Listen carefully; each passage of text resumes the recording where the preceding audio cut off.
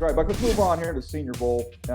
Both spent a lot of time down there. I thought, first of all, before we get into some specific players that really kind of stood out to us, just your overall impressions of the group, maybe a position you thought we saw some strength as well as maybe a place we might be a little light. I thought it was a really good group. I thought it was a great group. It's probably one of the more deeper Senior Bowl rosters that I've seen. And I felt like the strength of this draft and the strength of the Senior Bowl lies right there in the defensive line. This defensive line class that we have, particularly at defensive tackle, is as deep and as talented as any that we've seen in recent years. And because of that, there are going to be some very good players that come off the board on day two that in other years would probably be first-round picks. Yeah, I agree with you on that. Maybe a position not as strong, wide receiver. We've seen two great classes the last 2 years. I think this year it's definitely a drop-off in the overall talent level at that position. But to me, the headliner of the group this week or at the Senior Bowl was Carson Wentz, quarterback from North Dakota State. Buck, I can't remember a player have more pressure on him entering into the week of practice down there. I mean, I went ahead and put him up there at number 4 to the Dallas Cowboys in my mock draft, which kind of caught some people by surprise. But I think he's my 7th overall player in this draft class. But it was kind of, okay, how's he going to make that adjustment? Going from North Dakota State, now he's at the Senior Bowl, big stage, playing against all the top players in the country. How would he adjust? I thought he had a great week of practice. He showed you everything you need to see from an arm strength standpoint. He moved around, created some plays with his legs. And I thought just overall his ability to kind of master the moment. He showed a lot of poise. I watched him all week interacting with everybody. It was not too big for him. He did not look like a fish out of water. In fact, I thought he clearly established him by far as the best quarterback down there in Mobile. And I think he's going to have a very good shot at being the first quarterback off the board when it's all said and done. I agree with you. He's going to have a great shot at being the first quarterback off the board. What I liked on film, I saw verified down at the Senior Bowl. I thought he was a big athletic passer, a guy with a strong arm. I thought he could make every throw that you wanted to see. The ball jumps off his hand with zip and velocity. His ability to throw those deep sideline outs from the middle of the field, to me, was impressive. I loved how you talked about his poise, his ability to handle the moment. The big thing that I had coming in, I worried about, how would he be with a room full of stars at big programs, him coming from an FCS program, would he be able to handle it? Could he be a leader? And by all accounts, watching from the outside looking in, he looked like he handled it in splendid fashion. And I think this is a guy that we will continue to talk about. You already have him up there at number 4 with the Dallas Cowboys. I believe it's a 2-horse race for the number 1 spot. It's between he and Jared Goff. But based on his size, his stature, the things that we were able to see at the Senior Bowl, he has a lot of momentum heading in the right direction. He may overtake Goff, in my mind, as the number 1 quarterback prospect. Well, let's just say not even with Wentz here, just the Dallas Cowboys real quick before we move on to the next player from the Senior Bowl. I've kind of made the case that they have to take a quarterback where they're picking at 4. I know Tony Romo, you can say he's got a couple years left, but you look at the gap between Troy Aikman and Tony Romo in those lean years for the Dallas Cowboys, playing with Chad Hutchinson and Quincy Carter and company. You've got a chance to find that next guy. Even if Tony Romo can give you 2 more good years, you have to take this opportunity to get his successor, because you don't want to go through the desert like you did in that gap between Aikman and Romo. No, I think that is a great point. I think this is the time where you do it. You're the 4th overall pick. If you're the Dallas Cowboys, you like to think that this isn't a position where you're going to be at often. Let's take advantage of the pick by getting a young quarterback that we can put behind Tony Romo for a year, 2, maybe 3 years, to have an opportunity for him to learn away from the spotlight without the pressure of having to be the guy right away. I think that's the best scenario. And in that scenario, whether it's Wentz, whether it's Goff, I think both guys thrive. But really, when I look at Jared Goff and I think about that offense with Tony Romo, Jared Goff would be a really, really nice fit. I think Wentz would be a fit too, but Jared Goff would be a really nice fit in that offense under Jason Garrett and Scott Linehan. I agree with you completely. All right, Buck, let's move on. We talked about Wentz. How about a defensive tackle that kind of impressed you this week? I know there was a lot to choose from. One from Louisville had a darn good week. Sheldon Rankins was outstanding. Violent hands, great first step quickness, the ability to turn speed into power, to play on the other side of the ball. That's all of the things that you're looking for from an interior dominator.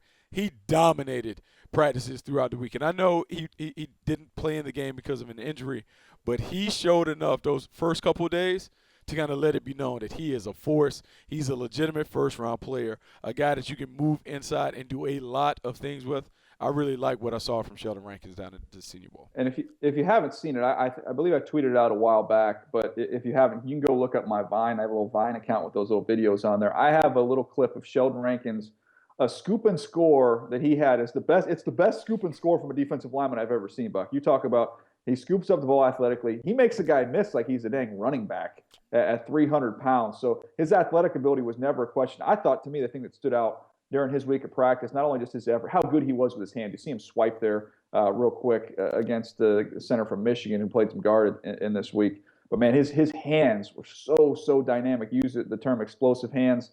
Absolutely. Very quick, very explosive with his hands. Knows what he's doing. You know, and looking at that little clip of B-roll, what viewers can see is not only the quick hands, his ability to sequence move.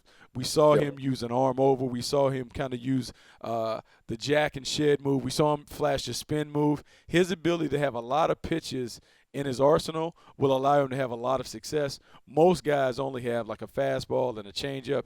He has a full array of weapons to go at people. I think his ability to be an interior pass rusher will certainly help a team. He is going to get a lot of momentum. And just by looking at his athleticism in pads, I think he's probably going to be a pretty good tester at the combine as well. No, I agree with that. I think he's going to run well. But before we get to another defensive tackle, how about a defensive end? To me, the class of the group, Noah Spence from Eastern Kentucky was by far the most dominant edge rusher during the week of practice. You talk about somebody that has different pitches. He can beat you with pure speed. He showed a nice inside counter. He showed some snap with a bull rush. He's got that knack coming off the edge. And for those that aren't familiar with his story, started out at Ohio State. I believe he was the #1 high school recruit in the country as a pass rusher, Buck. You can help me on that one. I think so. I think he was definitely a 5-star, highly regarded. Big-time talent coming out of high school. Goes to Ohio State. Got in some issues there, had some drug issues. Found his way to Eastern Kentucky where he dominated last year. It sounds like he's got things cleaned up a little bit. I guess there's some reports out there that he interviewed well, some other reports that he didn't interview well. I think that'll vary by the team when you talk to him. But you just talk about physical ability and physical talent. He's a first-round player. Now, maybe he gets punished for his past misbehavior and slides into the second round. But to me, based off the Senior Bowl guys, we've got some other players that are going to come in the mix here, these underclassmen, some edge rushers. But senior edge rushers, it's Noah Spence and everybody else. Yeah, I think he's the first horse. I think he's the lead horse in the stable. I think he has the ability to be a dominant player. The funny thing about Noah Spence and the Joey Bosa fans will bark at this, but before Noah Spence was dismissed, no one really talked about Joey Bosa to that fashion. I mean, Noah Spence was the cast me out when it came to the Ohio State defensive line. His ability to rush the passer, first step quickness, dip and rip, the bend and balance that you see him turning the corner with, to me reminded me of the same thing that I saw from Von Miller when he was at the Senior Bowl years and years ago. And so we all know that pass rushers are coveted at a premium. If he interviews well at the combine and going forward in his private workouts and when he makes that team visit, I believe at the end of the day, he's going to be a guy that's in the conversation in the top 15 because everyone wants a closer, a guy that can close out the game when you have a lead. Noah Spence is the best closer in the draft. A lot of intrigue about this guy and what he brings to the table. All right, Buck, one more here. We were stick with the D lineman theme here. One more defensive tackle among a very impressive group that stood out to you. You know, Vernon Butler from Louisiana Tech stood out to me. And, look, he's going to kind of live in the shadows of some of the other more notable guys. But when I looked at him, I saw a very athletic rusher, a guy who could play on the other side of the ball. I like the strength. I like the combination of athleticism, high motor guy.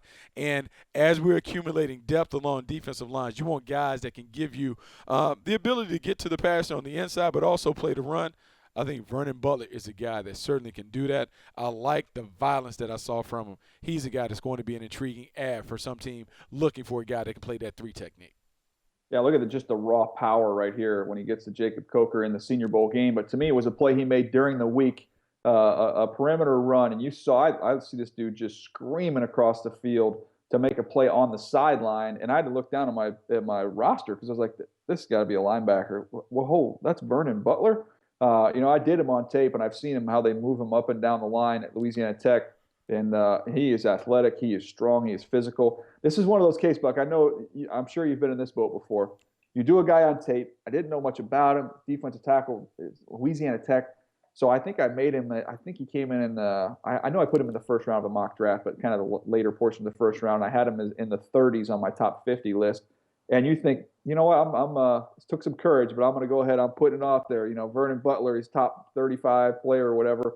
Thought I showed a lot of courage. Then after 2 days of Senior Bowl, I was like, man, am I low on Vernon Butler? It's going to be tough because when we talk about the vertical boards and how we're ranking guys, in some rooms, I think they're going to be like 10 to 12 defensive tackles that are in that conversation at the top of the boards in terms of like those day 2 picks, the first 3 rounds. I think I have 11 in my top 50. There are going to be a lot of guys that you talk about, and so you have to identify which guy best fits in your scheme. But if I'm a team in need of a defensive tackle, I feel good because I can take another position in the first round and still confidently pretty much believe that I can find a guy that is going to give me similar quality in the second round. I think I think we're going to see a huge run on him. I think we're going to have a situation where it's going to be one of those deals. We have like a span of 8 picks. We're going to see 5 or 6 defensive tackles go in that span of 8 picks. I think we're going to see a big run on defensive tackles, and I think that'll continue on as we get to the second and third round. Buck, first of all, I love talking Super Bowl, but man, it kind of gets my juices flowing that we can now start to turn the page. Almost through Super Bowl 50, we can start turning the page on Move the Sticks and really, really dig in deep to this draft. Yeah, the draft is always interesting. It's always fun to finally look at the players that we've heard so much about in the college football season. Now we know who's declared. We know the seniors that are going. We have the combine coming up in a couple of weeks. We now can begin to hone in and kind of play matchmaker. Which guys fit which team schemes with so much coaching turnover, front office turnover. We got a lot of work to do. We got a lot of work to do for the combine and then going forward, pro day workouts and all the other stuff. I'm looking forward to it. All right, Bucky. Well, look, you're in the studio there. I'm going to give you the honors on this one. Tell everybody at home, if they're just catching us for the first time, where they can get all of their Move the Sticks content. Well, they got to get all the content. You can go, obviously, to the website, NFL.com/podcast. But then you got to check us out on YouTube. You got to make sure you do that. Download our stuff on iTunes. Make sure you become one of the biggest Move the Sticks fans. Hot podcast. You got to make sure you listen every week. All right, Buck. That's the way you sell it. That's what I like to see from you, man. I hope this works because I can get used to this doing my work from home here, man. Okay. I may or may not be wearing pants right now. I am, by the way. Trust me, I am. I did put pants on. But that's going to do it for us today. Thanks to everybody behind the glass for help putting this show together. Our producers back there, you guys crushed it as always. Even though Will's got that Raider hat on, I think it's officially sewn to his head. But we appreciate all the work everybody back there behind the glass puts in on Move the Sticks. And again, check out our content. You can check it out on YouTube. Put it on the NFL channel, pump in Move the Sticks. You can find us there, NFL.com/podcast, as well as iTunes. And we'll be back next week with a little recap of what happened at Super Bowl 50, as well as we continue on our path to the draft here on Move the Sticks.